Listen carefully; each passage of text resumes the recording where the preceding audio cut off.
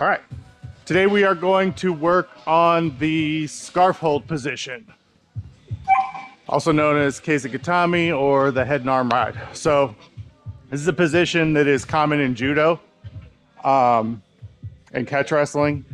It's not as common in jiu-jitsu, but the idea here is going to be we have control of the head and the arm. It's a very common pinning position in wrestling.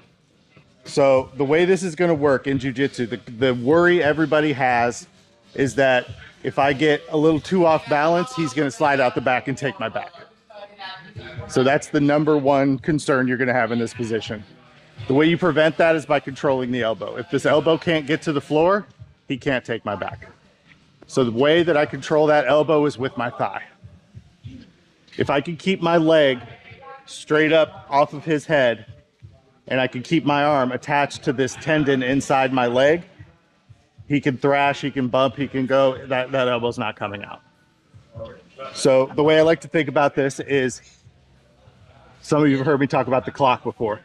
His head is 12, his feet are 6. My legs are the hands on the clock. I want 3 hours difference between my legs to give me base. So this foot's at 12, this foot's at 9. This is my post leg. This prevents me from being bridged in this direction. If I let this leg drift here and he bridges me this way, I'm in trouble. If I keep my leg disciplined at 12 o'clock and he tries to bridge me, that foot is post. It keeps me from going this way. This is my drive leg. This is where I can start to put pressure into him with my weight. When I'm in this position, I'm on the ground now because I don't want to just ride him this entire time. But when I'm live here, my hips are off the ground and I'm letting him carry my weight.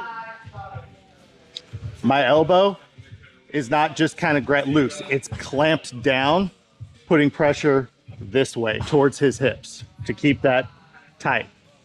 I'm up, I'm in. And when we're riding here, the idea is that I'm placing pressure on him and I'm tilting this head, and this is going to make it hard for him to breathe, and it's going to drain his gas tank.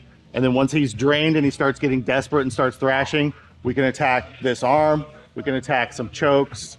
We got a bunch of game here.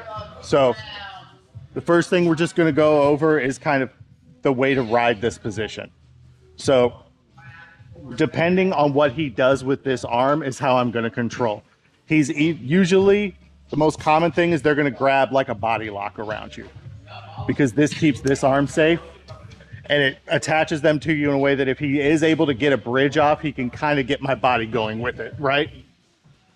So if they do this body lock, we're going to C-clamp behind the tricep, pull up and close the elbow down. I get my feet in position, I get up off, and I start to ride here. This is a patient guard. Start moving, start trying to get out.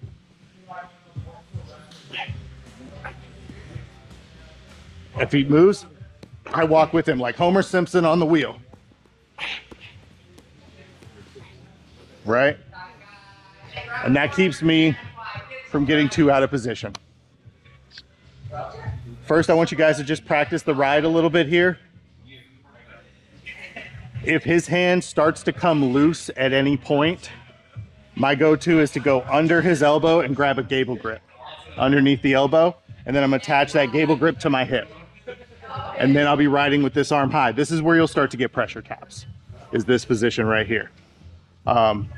That's where Josh Barnett pressure tapped Dean Lister in their Metamorphs fight, I don't know, like 10 years ago or so. So get the position, ride a little bit, feel what it's like, and then we'll start to go into isolating the arm, submissions from the arm, and then maybe a couple chokes. We'll see how much time we have. 1, 2.